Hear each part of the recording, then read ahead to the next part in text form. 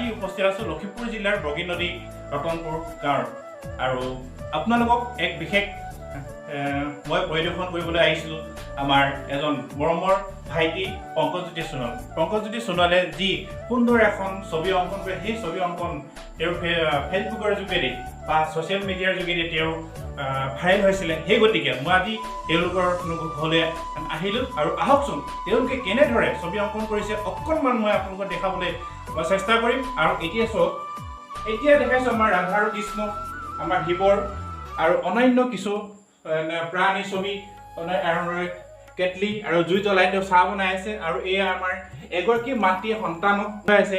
এনেকুৱা ধৰণৰ এটা সুন্দৰ এখন ছবি তেওঁ অংকন কৰিছে আৰু বিশেষকৈ ভাল লাগিছে এই মৰমৰ এজন ভাইটিয়ে ইমান সুন্দৰভাৱে এখন অংকন কৰিছে। আৰু মই দেখুৱাব বিচাৰিছোঁ এতিয়া এখন ফল মূল, এই ফল মূল দেখিছে আমি আপেল, সকলোৱে খাই ভাল পায়। এই আপেলৰ ছবি এই ভাইটিজনে ইমান সুন্দৰভাৱে ছবিখন অংকন কৰাৰ বাবে মই তেখেতক মই ধন্যবাদ দেখাবলৈ বিচাৰিছোঁ। ইয়াত আছে আমাৰ ৰাধা কৃষ্ণ, এজন ব্যক্তি তেওঁৰ এখন প্ৰতীক আঁকিছে আৰু এজনী ছোৱালী আঁকিছে আৰু এখন প্ৰাকৃতিক চিনেৰী আৰু আমাৰ ৰঙালী বিহু যি পৰম্পৰা, আমাৰ পিঠা, টেকেলি পিঠা আৰু দৈ আৰু গামোচা যেনেদৰে কৰিছে, লগতে আমাৰ কেঁচুৱা এজন আমাৰ শ্ৰীকৃষ্ণ, তেখেতে সৰু দিনৰ যি ছবি অংকন কৰিছে তেনেকুৱা এখন তেওঁ ছবি এখন ৰাইজৰ আগত প্ৰকাশ পোৱা নাই। সেই গতিকে আজি এই মোৰ চেনেলৰ যোগেদি আপোনালোকক অকণমান দেখাবলৈ চেষ্টা কৰিম। আৰু দেখিছে এজন জ্যেষ্ঠ আৰু এজন আমাৰ এগৰাকী আইতা, সকলক তেওঁ আমাৰ পংকজজ্যোতি সোণোৱালে যি সুন্দৰ ছবি এখন অংকন কৰাৰ বাবে তেখেতক আমি ধন্যবাদ জনাইছোঁ। আৰু লগতে আমাৰ সৰ্বানন্দ সোণোৱালক আঁকিছে আৰু কৰিছে। আৰু বিশেষকৈ দুখৰ বিষয় পংকজজ্যোতি সোণোৱালৰ তেখেতৰ মাতৃ নাই, মাতৃৰ তেওঁৰ আত্মবিয়োগ হোৱা কেইবাটাও বছৰ হ'ল আৰু বিশেষকৈ তেওঁৰ কিছু প্ৰত্যাহ্বান জনাই সকলো ক্ষেত্ৰত আগবাঢ়ি যাব কাৰণে কিছু বাধাৰ সন্মুখীন হ'বলগীয়া হ'লে আৰু সেইগৰাকী মাতৃ আপোনালোকক তেখেতে নিজ পুত্ৰই তেওঁ মাতৃক এখন ছবি অংকন কৰিছে। আৰু মই আশা কৰোঁ তেখেতৰ বিদেশী আত্মাৰ লাভ কৰক, যাতে সুন্দৰভাৱে আৰু ভৱিষ্যত যি আহিব লগা পংকজজ্যোতি সোণোৱালে যি সুন্দৰভাৱে তেওঁ আগুৱাই নিয়াৰ চেষ্টা অব্যাহত ৰাখক। সকলো ক্ষেত্ৰত মানসিকভাৱে প্ৰস্তুত হ'বই লাগিব আৰু তেখেতৰ যি প্ৰয়াস আমি যি ভিডিঅ'ৰ যোগেদি আপোনালোকক সেই সাক্ষাৎকাৰবিলাক মই অকণ দেখাবলৈ চেষ্টা কৰিম। লগতে পংকজজ্যোতি সোণোৱালে কেনেদৰে ছবি অংকন কৰে তেওঁলোকৰ এটা মই তেওঁ নিজৰ ৰুমলৈ বা দেখাবলৈ যত্ন কৰিম। আহক মই এতিয়া অকণমান দেখাব বিচাৰিছোঁ। এতিয়া আহিছোঁ পংকজজ্যোতি সোণোৱালে কেনেদৰে বা ছবি অংকন কৰে। আৰু এয়া দেখিছে পংকজজ্যোতি সোণোৱালে নিজৰভাৱে এখন বা তেওঁ ৱালতে এখন সকলো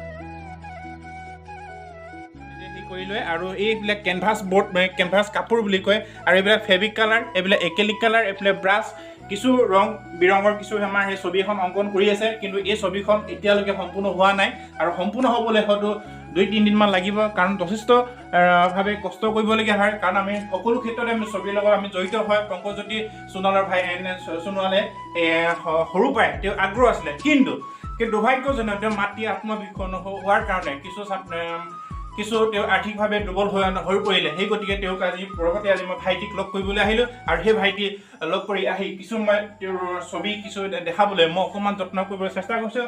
আৰু এখন আঁকিছে তেওঁৰ এই ছবিখন আধৰুৱা হৈছে আৰু আধৰুৱা হোৱাৰ কাৰণে তেওঁ পৰৱৰ্তী পৰ্যায়ত মোক ভাইটিয়ে কৈছিলে এইখন মই সম্পূৰ্ণ কৰিবলৈ মই যত্ন কৰিম। আৰু মই আশা কৰোঁ এনেদৰে আৰু ভাল সুন্দৰ প্ৰয়াস বা নতুন ছবি অংকন কৰি যাওক আৰু যাতে অনাগত যি ভাল এটা পদক্ষেপ লৈ তেওঁ ভৱিষ্যত যি নতুন প্ৰজন্ম আগবঢ়াই নিয়ে যি চেষ্টা কৰিছে সেই চেষ্টাটো তেওঁ অব্যাহত ৰাখক বুলি আৰু পংকজজ্যোতি সোণোৱাললৈ মই ধন্যবাদ জনাইছোঁ। ক'বলৈ গ'লে ছবিৰ প্ৰতি মই খুব সৰুৰ পৰাই আগ্ৰহী আছিলোঁ। যেতিয়া পঢ়া সময় আছিলে তেতিয়া মই নপঢ়ি মই ছবি আঁকিছিলোঁ।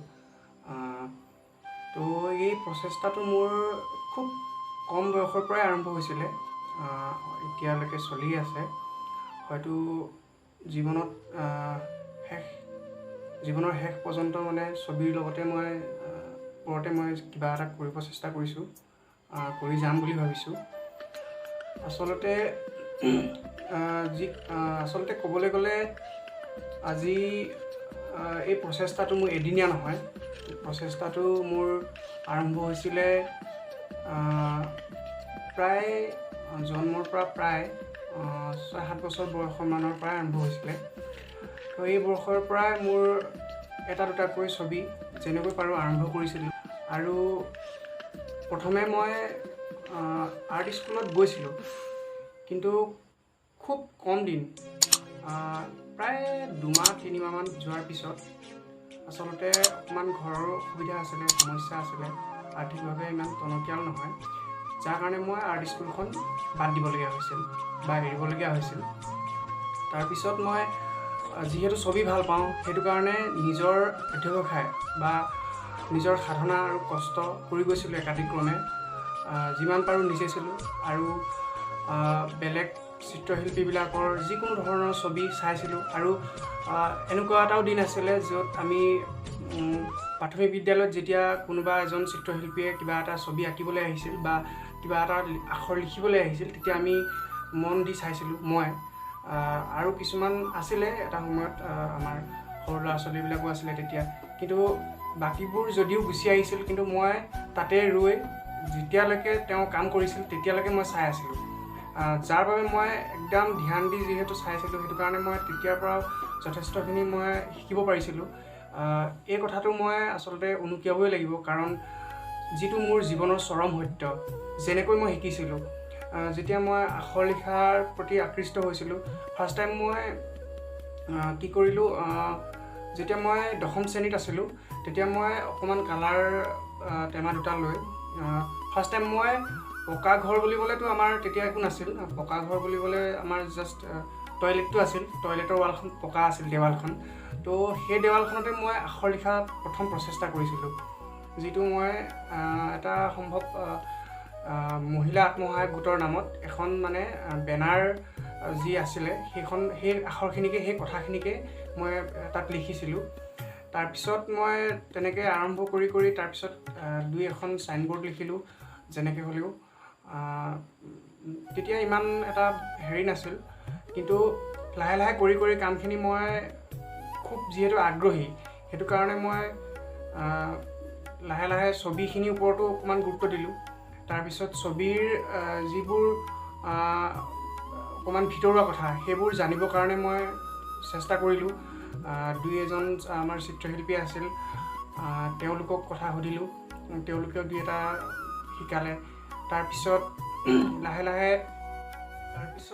মই লাহে লাহে নিজে ভাবিলোঁ কি যিকোনো এটা কাম কৰিবলৈ অৰ্থৰ প্ৰয়োজন হয়। 2 টকা মই ইকনমিকেলি কিছুমান কম টকাত হ'লেও কাম কৰিবলৈ ষ্টাৰ্ট কৰিলোঁ, যাতে মোৰ যিখিনি প্ৰয়োজনীয় সামগ্ৰী, পেইণ্টিঙৰ বাবে যিখিনি মোৰ প্ৰয়োজনীয় বস্তু, সেইখিনি মই যোগাৰ কৰি ল'ব পাৰোঁ নিজেই। তো সেইখিনি মই তেনেকৈ আৰম্ভ কৰি পইচা সাঁচি তাৰপিছত সেইখিনি মই নিজে যোগাৰ কৰিলোঁ।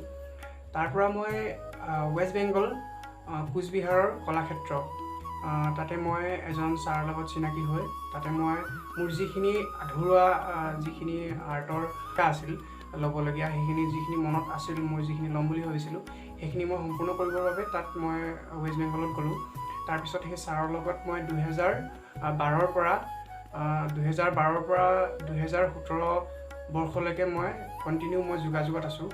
তাৰপিছত ক্লাছ কৰিলোঁ আৰু তাতে গৈ মই বিভিন্ন ধৰণৰ কাম কৰিলোঁ। তাৰপিছত 2017 বৰ্ষলৈকে ভিতৰতেই মই মানে গুজৰাট, যিটো গুজৰাট আহমেদাবাদত ৰিলায়েন্স ৰিফাইনেৰী বুলি কয়, তাতে মই জব কৰিলোঁ পেইণ্টাৰৰ। তাতো 2জন ছাৰ লগ পালোঁ, তাত তেওঁলোকৰ পৰা যথেষ্টখিনি শিকিব পাৰিলোঁ, তেওঁলোকৰ লগত কাম কৰিলোঁ। তাৰ মাজতে আকৌ আহি গ'লোঁ উৰিষ্যাতো তেনেকৈ কৰিলোঁ। উৰিষ্যাত কৰাৰ পিছত আকৌ ৱেষ্ট বেংগল আহিলোঁ, ৱেষ্ট বেংগলতো কৰিলোঁ। তাৰপিছত 2020 বৰ্ষত মই চিত্ৰকলা বিচাৰত সম্পূৰ্ণ কৰিলোঁ। তাৰ মাজে মাজে কিন্তু মোৰ যিখিনি মোৰ কাম, সেইখিনিও মোৰ অব্যাহত থাকিল আৰু মোৰ পাঠদানো মোৰ অব্যাহত থাকিল।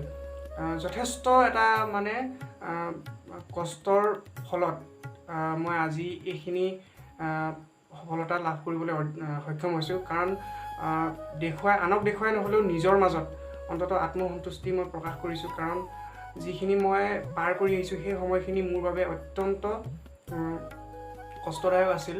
কাৰণ সেইখিনি মই যিহেতু নিজেই সকলোখিনি টকা পইচাৰ পৰা আদি কৰি অহা যোৱা খৰচৰ পৰা আদি কৰি সকলোখিনি নিজেই যিহেতু যোগাৰ কৰি ল'বলগীয়া হৈছিল, সেয়েহে সেইখিনি মই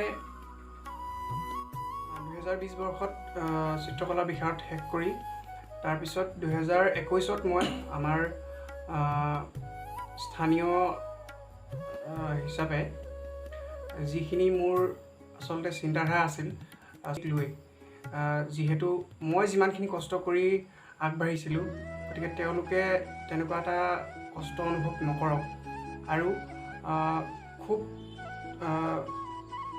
সহজে কিবা এটা মানে ওচৰতে পাওক আৰু শিকক, আগবাঢ়ি আহক, সেইখিনি চিন্তাধাৰা কৰি 2021 বৰ্ষত মই ৰামধেনু আৰ্ট একাডেমি শুভাৰম্ভ কৰোঁ আৰু এতিয়া প্ৰায় 60-65মান ছাত্ৰ ছাত্ৰী আছে আৰু এই ছাত্ৰ ছাত্ৰীখিনিক লৈ মোৰ ভৱিষ্যতে যথেষ্ট সপোন আছে, কিদৰে আগবঢ়াই লৈ যাব পাৰোঁ আৰু খুব কম দিনৰ ভিতৰত মই এটা প্ৰজেক্ট হাতত লৈ আছোঁ, সেইখিনি যাতে মই সম্পূৰ্ণ কৰিব পাৰোঁ তাৰ বাবে মই যথেষ্টখিনি কষ্ট কৰিবলৈ সাজু আছোঁ।